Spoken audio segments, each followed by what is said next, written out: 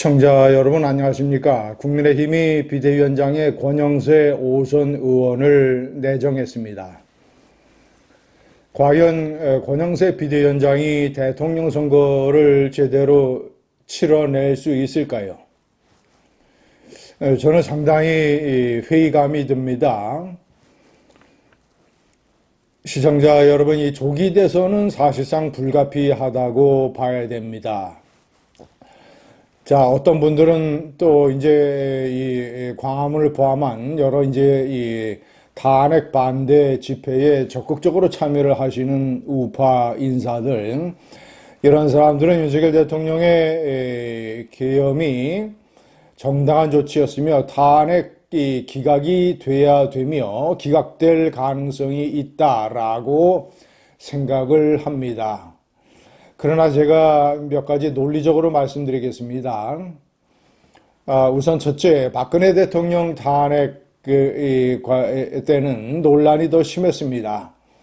과연 이 정도의 혐의를 가지고 대통령을 탄핵시켜야 되느냐. 그러나 헌법재판소가 8대 0으로 탄핵을 결정을 했습니다. 가장 주요한 혐의는 이 뇌물수수 그리고 최순실 일가의 국정 개입 이런 것들이었습니다. 거기에 덧붙여서 박근혜 대통령이 이 수사에 협조한다고 해놓고 검찰 수사에 협조하지 않았다. 때문에 이런 것들은 대통령이 헌법 수호 의지를 가지고 있지 않다고 판단이 된다. 그래서 이 박근혜 대통령에 대한 탄핵을 결정하는 데에 수사 비협조가 중요한 요인으로 작용을 하기도 했습니다. 시청자 여러분, 과연 윤석열 대통령이 희망을 하는 대로 이 탄핵 결정이 늦어지게 되고 예를 들어서 내년 4월 중순에 2명의 진보 성향의 헌법재판관이 퇴임을 하게 되니까 후임을 대통령 권한대행이 임명을 하게 되면 그때 가서 전체적인 이 보수 진보가 5대 4로 역전이 된다. 3명의 헌법재판관이 이제 메꿔졌을 때의 상황을 얘기하는 것입니다.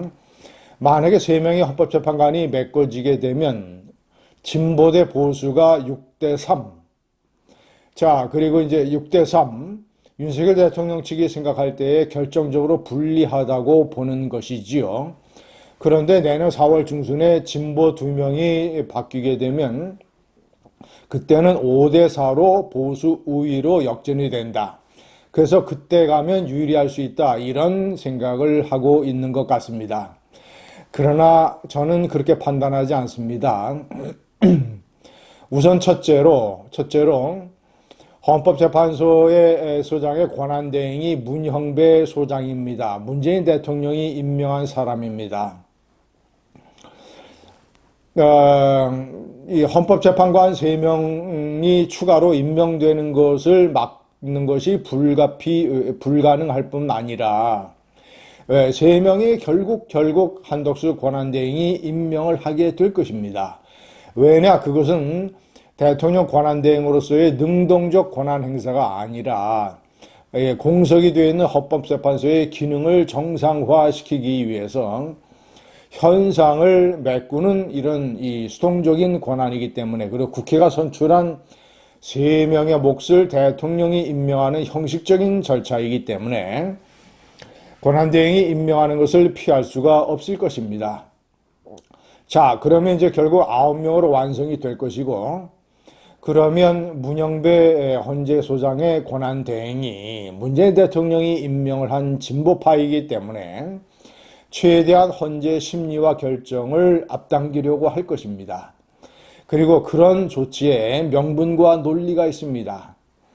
왜냐, 지금 대통령의 탄핵소추 직무정지로 인해서 국가적 정치, 외교, 경제 대혼란이 지속이 되고 있다. 이런 혼란 상태를 빨리 끝내야 된다라고 하는 것이 첫 번째이고, 두 번째, 박근혜 대통령 탄핵 때의 수많은 혐의 논란이 있는 것에 비해서 이번에 이 계엄 조치가 헌법을 위반했는가 여부, 법률을 어겼는가 여부에 관한 이런 논점은 매우 간단하고 명확하기 때문에 심리에 오랜 시간이 걸리지 않는다.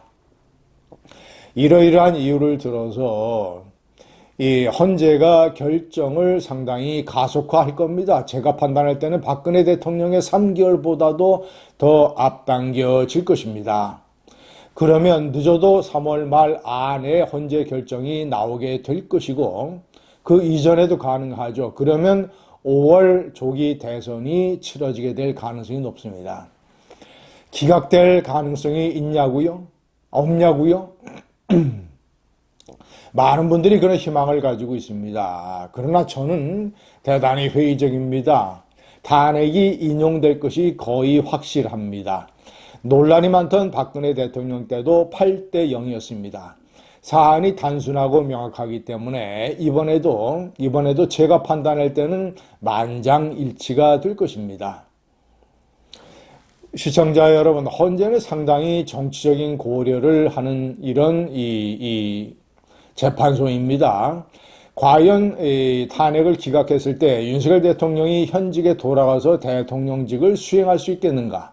한국 사회와 국민이 이것을 받아들이겠는가? 이 점도 상당히 따지게 됩니다. 시청자 여러분, 이런 상황에서 탄핵이 될 것이 거의 확실하고 그리고 조기 대선, 5월 조기 대선이 유력한 상황에서 탄핵에 반대한 윤석열 대통령의 오랜 동지이자 측근 서초동 중앙지검 사우나 멤버였습니다.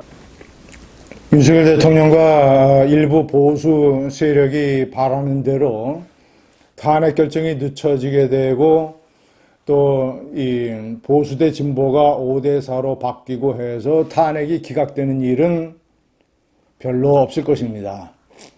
우파는 사태를 냉철하게 봐야 됩니다. 모든 정황, 관례, 그리고 법리, 사실 이런 것들이 종합적으로 판단될 때 탄핵 결정은 아마 3개월 내로 이루어질 것이고 그리고 탄핵은 인용될 것이고 5월 달에 조기 대선이 벌어질 것입니다.